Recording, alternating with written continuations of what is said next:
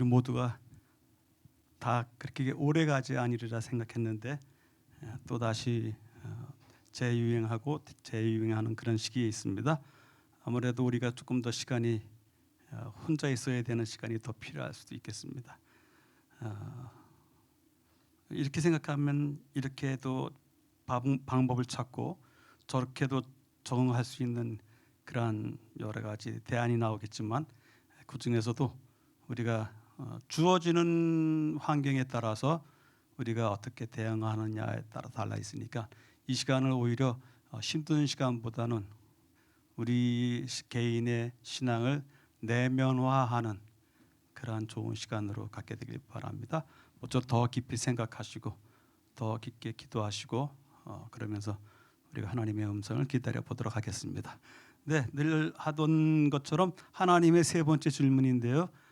지난달에는 세 번째 질문에서 그 사람이 그에게 이르되 내 이름이 무엇이냐, 이렇게 내 이름이 무엇이냐에 대한 질문을 드렸고 그 질문에 대한 대답으로 우리가 야곱입니다라고 하는 대답을 했다는 것까지 말씀을 드렸습니다. 그 사람이 그에게 이르되 내 이름이 무엇이냐, 그가 이르되 야곱이니이다. 그가 이르되 내 이름을 다시는 야곱이라 부를 것이 아니요 이스라엘이라 부를 것이니. 그래서 오늘은 저 질문 속에 나와 있는 야곱입니다라고 하는 그 이름 이후의 이름이요, 다시는 야곱이라 부를 것이 아니요 이스라엘이라 부를 것이라 하는 이 질문과 또한 대답, 하나님께서 또 주의 천사가 또 이렇게 이스라엘이라 부를 것이다 이렇게 했던 그 선언에 대해서 같이 생각해 보도록 하겠습니다. 그러니까 내 이름이 무엇이냐, 거기에 두 번째 시간입니다. 이스라엘이라 부를 것이라. 지난 시간에 보았던 것처럼 분이엘이 있습니다. 분이엘 여기에서 이스라엘이라 부를 것이다 라고 하는 그러한 소리를 듣게 됩니다. 한번 야곱의 인생을 나눠보겠습니다. 분이엘이 분명히 아주 중요한 터닝 포인트입니다. 분이엘 이전에는 야곱이었었고 그 이후에는 이스라엘이라 부릅니다. 그러니 분이엘 사건은 야곱의 생애에 있어서 엄청나게 중요합니다. 자, 그러면 이 분이엘 사건은 야곱의 나이 몇 살에 이루어졌을까요? 사실은 야곱으로서 봤던 형의 것을 빼앗고서 또 형이 뒤에서 아버지 돌아가실 때가 다 됐으니까 너 아버지 돌아가시면 너 두고 보자 이런 소리를 들으면서 바단 아람으로 도망가는데 그 도망갈 때 나이는 몇 살이었을까요? 그리고 돌아올 때 이 분이엘에서의 나이는 몇 살일까요? 네, 분이엘에서의 나이는 97살이었습니다. 그 장자권 때문에 싸웠던 것이 어린 나이에 싸웠던 것이 아니었어요. 근데 97살이면 이건 너무 노인 아니신가 한데 야곱이 147살을 살았습니다. 그러니까 150살 거의 가까이 살았고 여기가 100살이라고 생각하면은 3분의 2. 지금 우리가 80을 산다고 하면 한 50살 때, 50살 조금 넘어서 다시 돌아올 때 이야기였습니다. 아브라함이 175세를 살았고요. 이삭이 180세를 살았습니다. 그러니 97세 때 이 분이엘 사건이 있었다고 하면 그렇게 이 당시에 이 신체 조건이 이렇게 오래 살았기 때문에 야곱이 아주 늙어서 있었던 일은 아니다 이렇게 보시면 되겠습니다. 이제 한 가지 질문을 던집니다. 하룻밤에 야곱이 겪었던 이 야복강에서의 그 환란이 야곱의 삶의 질을 바꿀 만큼 그렇게 극적인 전환점이 됐을까요? 안 됐을까요? 우리 모두는 그렇게 되길 바라요. 우리 스스로도 어느 한 날 어떤 사건 때문에 우리의 인생이 완전히 바뀌고 우리의 삶의 질이 바뀌고 좀 그렇게 되길 바라는데 실제로 그런 일이 벌어질까요? 안 벌어질까요? 하룻밤의 사건으로는 아닐 것 같아요. 비록 야복강에서 주의 천사가 그의 환도뼈를 치면서 그를 무너뜨리고서 이제 너는 야곱이 아니라 이스라엘이라 이렇게 선언했을지라도 하룻밤에 이 사건으로 야곱의 인생이 순식간에 이스라엘로 변하는 것은 아닌 것 같아요. 그래서 그 이야기를 쫓아가 보도록 하겠습니다. 분명히 야복강 사건은 커다란 전환점이 되었습니다. 어떤 전환점이 되었어요? 형 에서와 만나는 데 있어서는 정말 중요한 터닝 포인트였어요. 만약에 그날 밤을 맞지 아니하고 도망갔더라면 형 에서를 못 만났을 것입니다. 형 에서와 이런 사건은 없었을 거예요. 자기는 그들 앞에서 나아가되 몸을 7번 땅에 굽히며 그의 형 에서에게 가까이 가니 에서가 달려와서 그를 맞이하여 안고 목을 어금 맞추어 그와 입 맞추고 서로 우니라. 이거 정말 감동적인 사건 아니겠습니까? 두 형제가 그렇게 크게 다투고 싸운 다음에 동생이 도망갔고, 비록 몇 분 사이로 태어난 동생이지만 그 형제 사이가 그렇지만 뭐 쌍둥이니까 뭐 같은 날 같은 시에 태어났으니까 그럼에도 불구하고 그들이 다퉈서 20년이나 떨어져 있다가 야복강 사건을 통해서 이렇게 서로 같이 만나서 목을 어금 맞추어 입 맞추고 함께 운다고 하는 이 사건은 정말 감동이 커요. 아, 이제 됐구나. 야복강에서의 그 하룻밤, 그 견디지 못하는 그 밤을 견디지 못한다고 해서 뛰쳐나갔더라면 이 사건은 없었던 거죠, 그렇죠?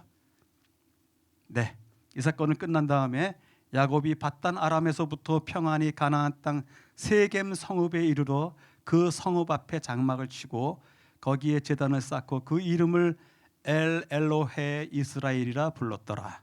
네, 형하고 만나서 그동안의 서로의 오해도 풀고 형의 용서도 받고 또 오랜만에 만났던 이 형에게 자기가 마음으로 선사하는 선물도 주고, 그리고 며칠을 같이 그 들판에서 지냈을 겁니다.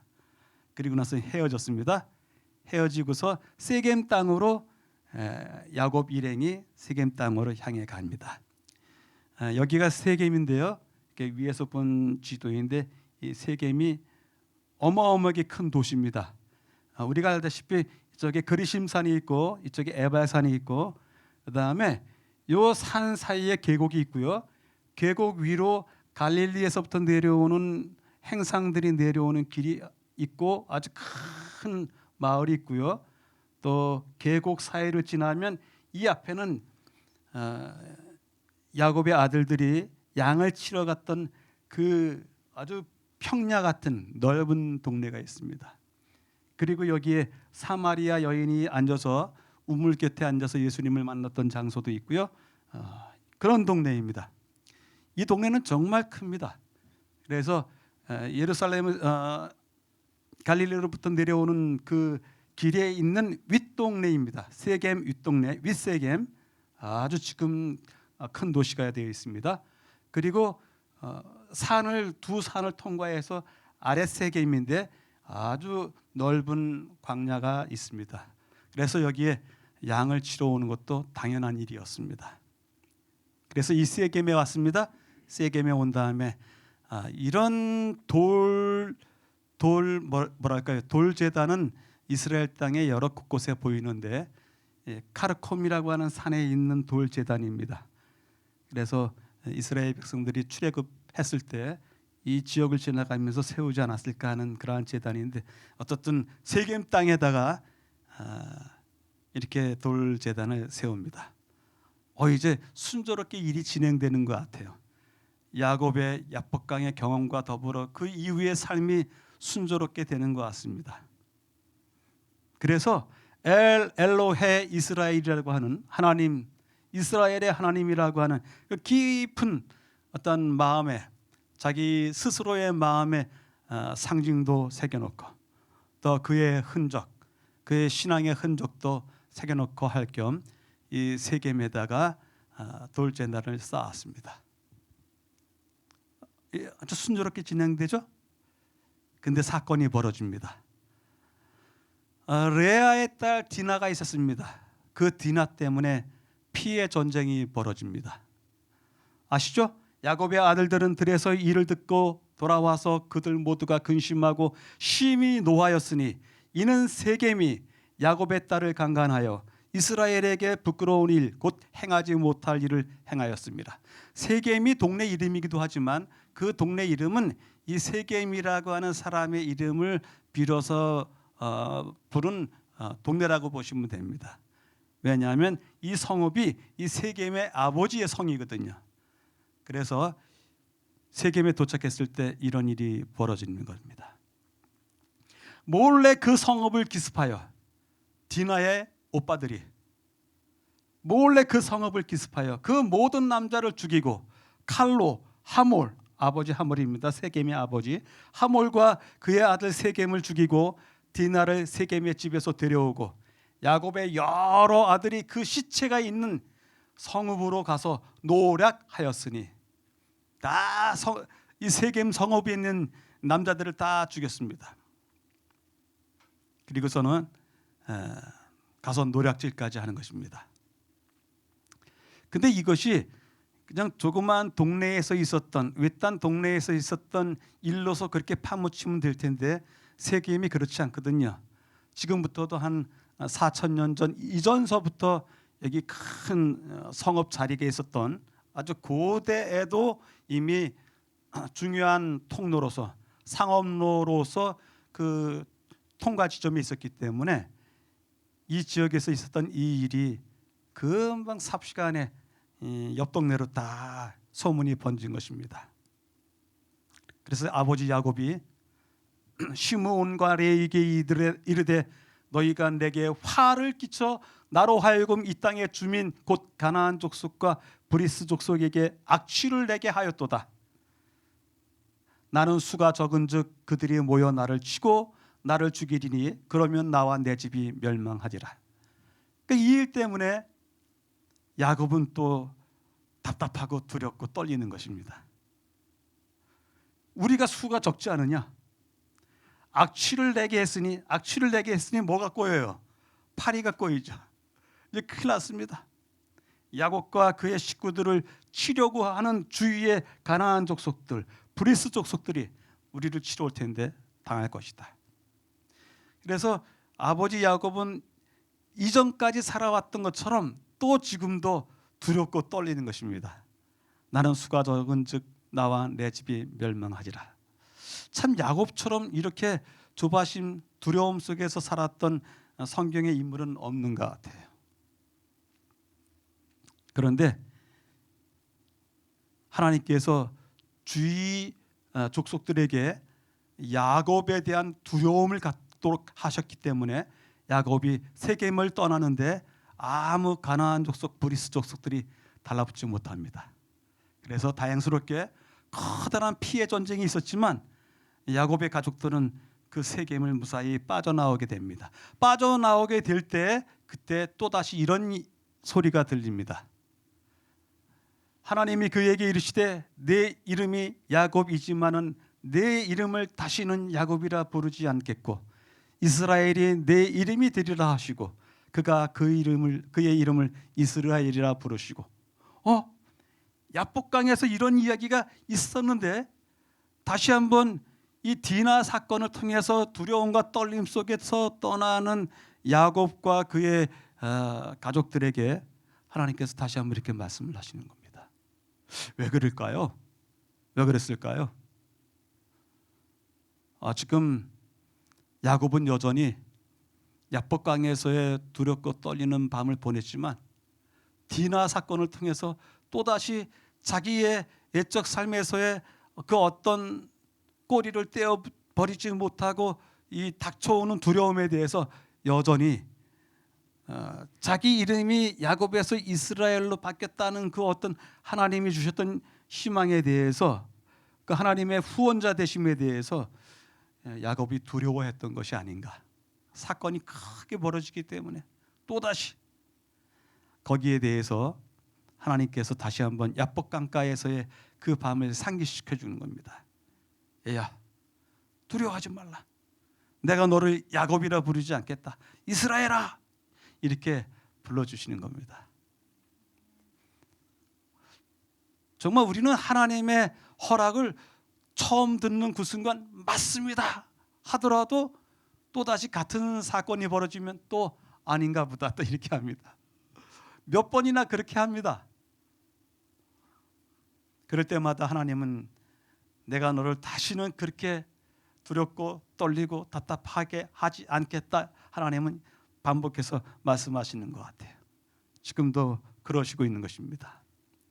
그래서 세겜을 떠나서 베델에서부터 헤브론까지 이제 길을 갑니다. 쭉 갑니다. 그리고요, 그 세겜에서 세겜 땅을 갖다가 그 하몰에게 돈을 주고서 삽니다.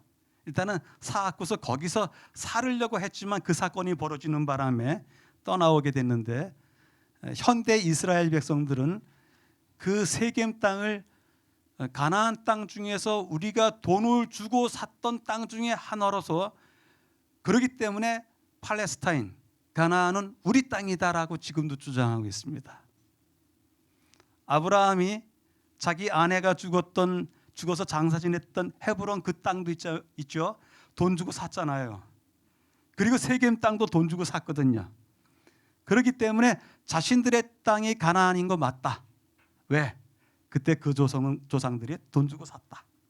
그래서 지금도 우리의 소유이다 이렇게 이야기하고 있습니다만은, 안타깝게도 지금 현재로서는 헤브론도 세겜도 다 팔레스타인 사람들이 점령해서 이스라엘 사람들이 가기가 조금 어려운 지역이에요.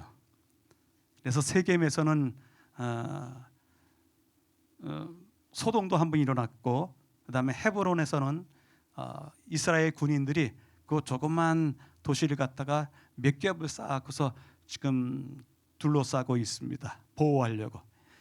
그런 시점이 있습니다. 어쨌든 베델에서 헤브론으로 가는 길이었습니다. 뭐인 것 같아요? 라헬의 죽음이군요. 라헬의 죽음을 그린 그림이에요. 라헬이 죽고 베냐민이 태어나고, 베델에서부터 세겜에서 그런 사건이 있은 다음에 베델을 지나서 헤브론까지 쭉 내려가는 길에, 그게 몇 년이나 걸렸을지 모르지만 이렇게 내려가는 길에 사건들이 이제 벌어집니다. 연거푸 사건들이 벌어집니다. 이것이 라헬의 무덤입니다. 지금도 베들레헴 근처에 이것이 있는데 라헬의 무덤이에요. 그가 죽게 되어 그의 혼이 떠나려 할 때 아들의 이름을 베논이라 불렀으나 그의 아버지는 그를 베냐민이라 불렀더라. 라헬이 죽음에 에브랏 곧 베들레헴 길에 장사되었고.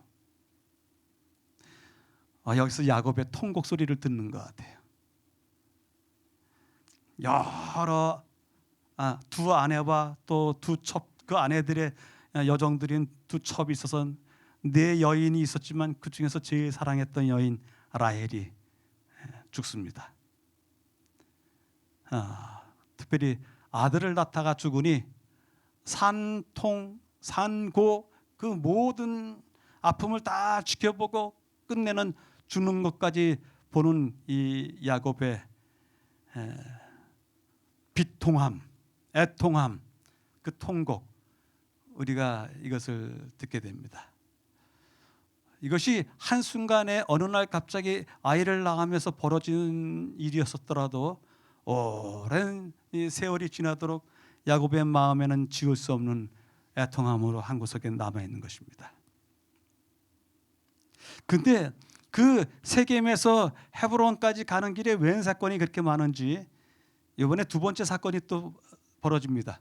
디나가 첫 번째 사건이고 라헬이 죽는 것이 두 번째 사건이라면 세 번째 사건이 또 벌어집니다. 뭐냐면 이스라엘이 다시 길을 떠나 에델 망대를 지나 장막을 쳤더라. 그 땅에 거주할 때 르우벤이 가서 그 아버지의 첩 빌하와 동침하며 이스라엘이 이를 들었더라. 이건 있을 수도 없는 수치입니다. 이거는 있어서도 안 될 뿐더러 있어서도 안 될 뿐더러 아주 부끄럽게 그지없는 그러한 일이에요. 야곱이 이 이야기를 듣고서 그 시점으로부터 자기가 죽는 그때까지 이 사건을 잊지 못합니다. 마음속에서 지울 수가 없는 거예요. 그래서 창세기 49장의 12 아들들에 대한 축복 기도를 할 때 르우벤에 대해서 이렇게 기도합니다. 르우벤아, 너는 내 장자요, 내 능력이요, 내 기력의 시작이라. 얼마나 당연한 이야기입니까? 그래서 장녀를 중요하게 생각하는 거 아니겠습니까? 너는 내 장자요, 내 능력이요, 내 기력의 시작이라. 위풍이 월등하고 권능이 탁월하다마는 물의 끓음 같았은즉 너는 탁월하지 못하리니 내가 아버지의 침상에 올라 더럽혔습니다. 이 사건이 있은 다음에 죽을 때까지 이거 잊지 못하는 겁니다. 용서를 할 수가 없는 것입니다. 안에서 부글부글 끓어도 방법이 없는 것입니다.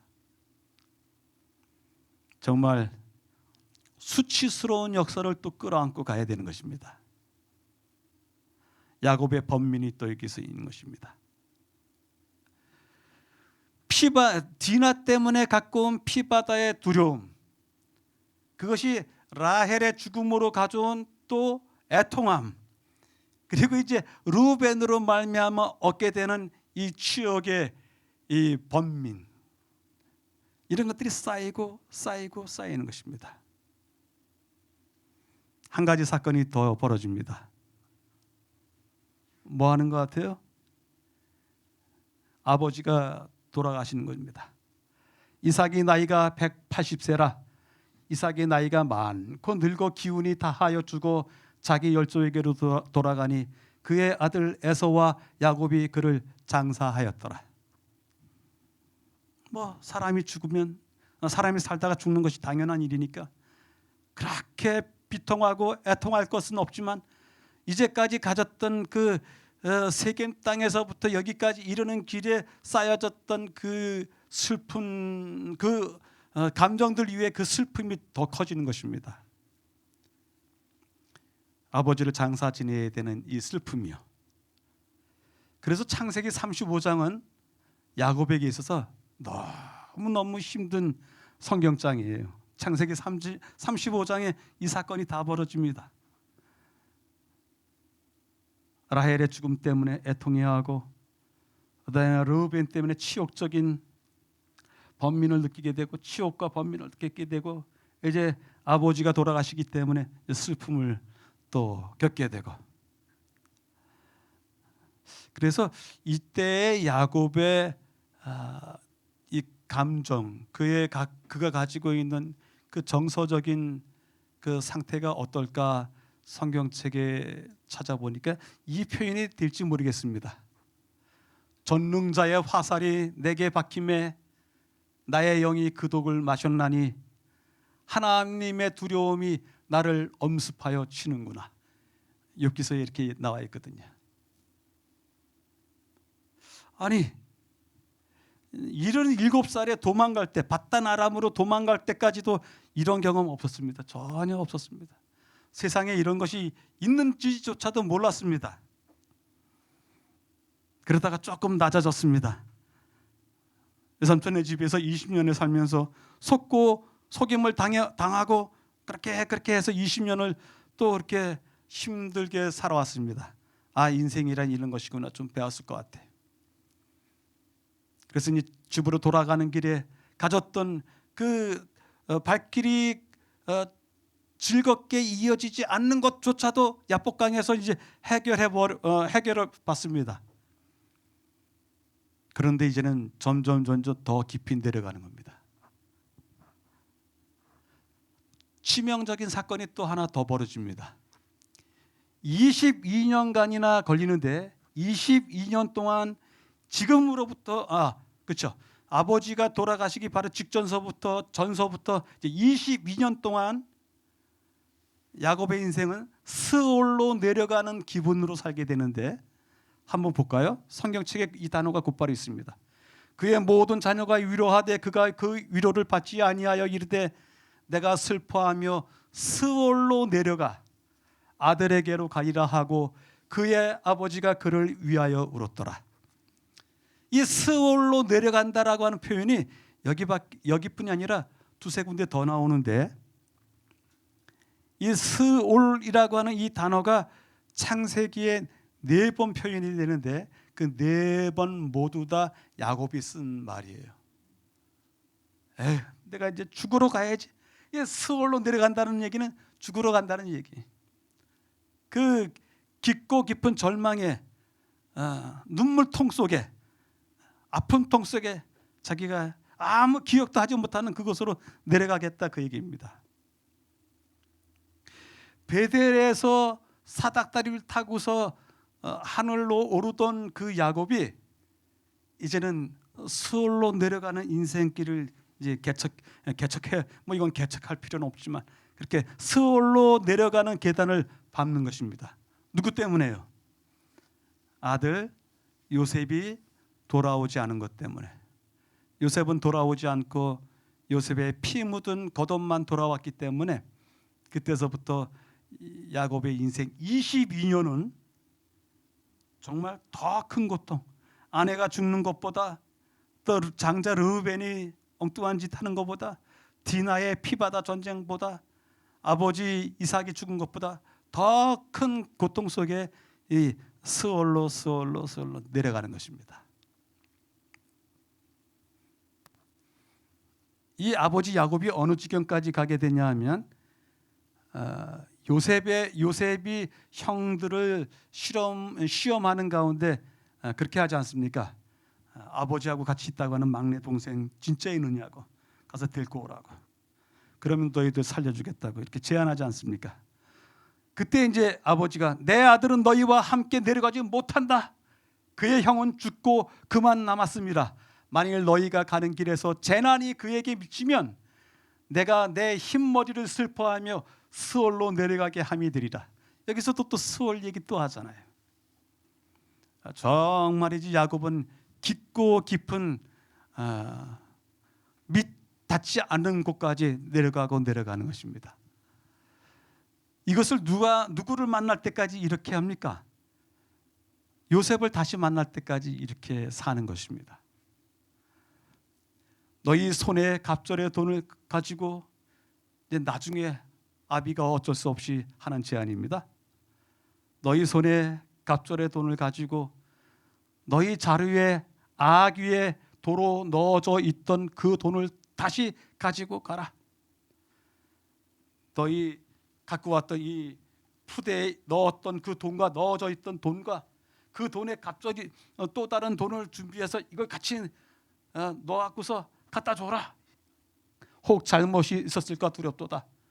내 아우도 데리고 떠나 다시 그 사람에게로 가라. 이 아버지가 막내 베냐민을 데리고 가라라고 하는 소리를 하기에는 얼마나 이 마음이 찢어졌을까 하는 것을 생각해 봅니다. 어디까지 내려갔을까요? 스월의 가장 깊은 곳까지 내려간 것입니다.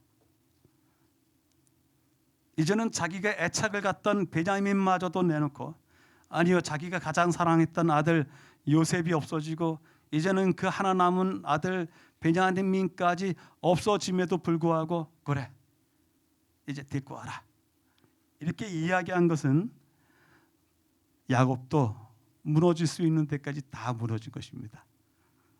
내려갈 수 있는 스올의 가장 밑바닥까지 다 내려간 것입니다. 맨 마지막 말씀이 정말 이 성경책에 나오는 말씀인데, 내가 자식을 잃게 되면 이르리라, 이렇게 마지막으로 고백하고서 베냐민을 이제 보냅니다. 이제는 더 이상 잃게 될 것이 없죠. 마지막 보루입니다. 근데도 불구하고 이 마지막 보루가 무너진다 할지라도 이제는 잃으면 이르리라, 다 내려간 것입니다. 하나님은 이 소리를 듣고 싶어 하시지 않았을까 생각이 들어요.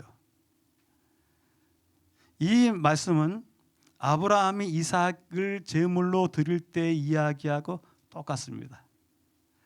내가 내 사랑하는 독자 내 아들 이삭을, 그 조그만 성경절 안에, 그 한두 절 안에 너의 사랑하는 너의 아들, 너의 독자, 이렇게 하면서 너라고 하는 표현을 6번인가 씁니다. 그 성경절에. 아브라함이 모든 것을 포기한 것을 하나님께서 눈치채시고서 내가 너의 이렇게 하면서 그가 가졌던 모든 희망을 다 포기하고 그가 가졌던 모든 방법과 계획을 다 포기했다는 것을 아시고서 하나님이 아브라함을 위로할 때 그렇게 말씀을 하세요. 근데 오늘 야곱이 스스로 그렇게 이야기합니다. 내가 자식을 잃게 되면 잃겠다. 모든 거 다 가져가신다고 하면 가져가시도록 손을 들겠다. 그렇게 이야기를 합니다. 이래서 이것이 22년이 걸립니다. 그러니까 요셉이 들판에 형들이 양치는 곳 세겜 땅까지 쫓아갔다가 거기서 잡힌 다음에 드디어 아버지와 만나는 시간이 22년입니다. 그 22년의 마지막에 야곱이 이렇게 손을 듭니다. 전혀 다른 사람이 되지는 않았을까 그런 생각을 갖게 됩니다. 야곱이 바로 왕 앞에 섰을 때 했던 이야기입니다. 내가 험악한 세월을 보내었나이다 그런 얘기입니다. 야곱은 요셉이 자기를 태우려고 보낸 수레를 보고서야 기운이 소생한지라 이스라엘이 이르되 조카도다 내 아들 요셉이 지금까지 살아있으니 내가 죽기 전에 가서 그를 버리라 하니라. 거의 죽을 지경이 다 됐는데 그때 아들 요셉이 살아있다는 이야기를 듣고서 그래 내가 죽더라도 아들한테 가서 죽겠다고 그래 보겠다고 그렇게 이야기합니다. 근데도 불구하고 주저해요. 내가 갈 수 있을지 이 나이에 갈 수 있을지 아니면 정말 이것이 꿈인지 생시인지 확인이 안 되는데 단지 이야기만 듣고서 가야 되는지 그럴 때 그날 밤에 또 소리가 들려옵니다. 야곱아 애굽으로 내려가기를 두려워하지 말라. 그런데 야곱이 애굽으로 내려가기를 두려워했던 까닭 중에 하나는 분명히 하나님께서 이 가나안 땅을 아브라함, 이삭, 야곱 이렇게 아버지 대에서부터 할아버지 대에서부터 이 땅을 그들에게 주시겠다고 약속을 했는데 혹시 애굽까지 내려갔다가 하나님의 약속이 무너질까 봐 두려워서 못 내려가는 것입니다. 그래서 그날 밤에 애굽으로 내려가기를 두려워하지 말라라고 하는 음성이 들리는 거예요. 이스라엘 족속이 애굽 고센 땅에 야곱이 애굽 땅에 17년을 거하였으니 그의 수가 147세라. 내가 조상들과 함께 눕거든 너는 나를 애굽에서 메어다가 조상의 묘지에 장사하라. 이것이 끝내 남아있는 것입니다. 마지막에 가나안 땅을 다 떠나버리면 어떡하나. 그 땅에 누구라도 남아있어야지 조상의 땅이라는 것이 이어질 텐데 알고 이어질 텐데 어떡하나. 그래서 마지막 유언이 그것입니다. 내가 조상들과 함께 눕거든 너는 나를 애굽에서 메어다가 조상의 묘지에 장사하라. 요셉이 그리하겠다고 이제 대답을 해줍니다. 그리고 나서 이제 45장 지나고 48장 9장 가고서 12아들들을 모아놓고 축복 기도를 해줍니다. 그 12아들들에 의해서 그들이 또 애굽을 떠남으로써 가나안 땅에 정착하는 것을 통해서 아버지 야곱은 그가 얻을 수 있는 상급을 다 얻게 됩니다. 그런데 이 상급을 얻게 될 때까지의 그 97살에서부터 147세까지의 그의 삶의 그 과정은 정말 앞에 있었던 삶과는 완전히 대조적인, 그래서 야곱이 이스라엘이 되는 것이 하룻밤의 투정이 아니라 전생애의 인내와 고통에서부터의 쓴잔으로부터의 또 참음과 견딤과 그런 것들로 이루어진 것이 아닌가 우리가 찾아볼 수 있는 것입니다. 다시 한번 야곱의 생애 후반부의 사건들을 찾아보도록 할까요? 네, 전반부에 인생의 전반부 하나 획을 짓는 베델 사건이 있었습니다. 도망가는, 그래서 바단 아람으로 도망가는 길에 하늘에 이르는 사닥다리를 보는 그런 경험이 있고요. 20년 동안 가서 외삼촌네 집에 가서 또 양을 칩니다. 그리고서 요셉이 6살 때 그 바단 아람을 떠나서 가나안 땅을 향하게 됩니다. 그래서 이제 130살에 내가 130년 동안 거친 세월을 살았다고 이렇게 증언하는 그 130대 요셉의 나이는 이제 39살이 됩니다. 그때까지 저 분위에서부터 이집트로 내려가는 그때까지의 그 가운데 과정이 정말 힘들었어요. 정말 힘들었어요. 디나의 사건, 피바다 사건이 있었고, 라헬의 죽음이 있었고, 그다음에 르벤과 빌하의 사건이 있었고, 그다음에 요셉을 잃는 사건이 있었고, 그다음에 이삭이 죽는 사건이 있었고, 정말 많은 사건들이 있었어요. 이 사건들 중에서는 어디 하나 이 야곱이 발꿈치를 잡는 사람이라고 하는 아무 흔적이 보이지 않습니다. 누가 야곱의 발꿈치를 잡습니까? 야곱이 붙잡던 그 발꿈치를 붙잡던 그러한 성향은 여기 하나도 보이지 않습니다. 그것을 버리기 위해서 이렇게 쓴 잔을 마시고 또 마셨던 것입니다. 그런데 이 성경 말씀들을 이렇게 따라가면서 이런 연대표를 만들어 보고 이렇게 하면서 제가 하나 배운 점이 있었습니다. 뭐냐면 아직까지 저도 늦지 않았구나 하는 그런 생각이 듭니다. 무슨 늦지 않았다는 생각이 무슨 생각이에요? 아직까지 벌을 받고 혼이 나고 아직까지 더 인간 되기 위해서 하나님께서 쓰라리게 하셔도 그것이 지금부터 한 20년 되더라도 야곱이 그렇게 되지 않았습니까? 이렇게 야곱이 이스라엘이 되는 것은 나이와 관계없고 늦어서도 이런 기회가 찾아올 수 있고 그런 기회가 온다면 그 기회에 동참하는 것이 또 우리가 우리의 새 이름을 얻는 방법이 아닌가 그런 생각을 하게 되었습니다. 참으로 육적인 눈으로 보기에는 이제 이 나이대에 이르면 비록 147세까지 살았기 때문에 97세가 그렇게 큰 나이는 아니지만 그 나이가 되면서부터는 더욱더 인생이 안정되고 누리고 혜택을 받고 그다음에 자녀손들이 드높이고 그러한 시기여야 되건만 야곱은 그렇지 못했습니다. 그럼에도 불구하고 싸워서 이겼어요. 이스라엘이라고 하는 이름이 뭐라고요? 하나님과 겨루어 이기다 하는 뜻이 아니겠습니까? 정말 97세 이후의 그 인생은 하나님께서 주셨던 한번 겨루어 보자.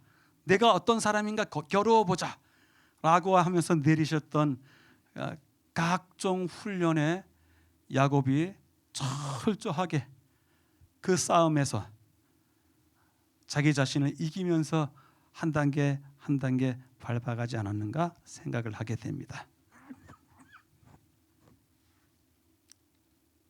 이게 사실일지 아닐지 모르겠습니다만은 이렇게 써봤습니다. 근데 성경에 이런 표현이 정말 많이 나와 있습니다. 하나님이 하시는 연단은 사람을 강하게 만든다고 합니다. 우리를 갖다 황폐하게 만들기 위해서 하나님께서 우리를 연단하시는 것이 아니라 강하게 만들기 위해서 하신다고 그래요. 야곱이 겪었던 두려움과 답답함이요, 애통과 분노요, 그리고 비통함과 고뇌요, 번민이요. 이 모든 것들이 야곱으로 하여금 연단하는 그러한 풀무불이었지만 거기에서 그가 비겨서 견디고 이겼습니다. 이사야서에 나오는 말씀, 이 말씀 정말 좋은 말씀인 것 같습니다. 주께서 너희에게 환난의 떡과 고생의 물을 주시나.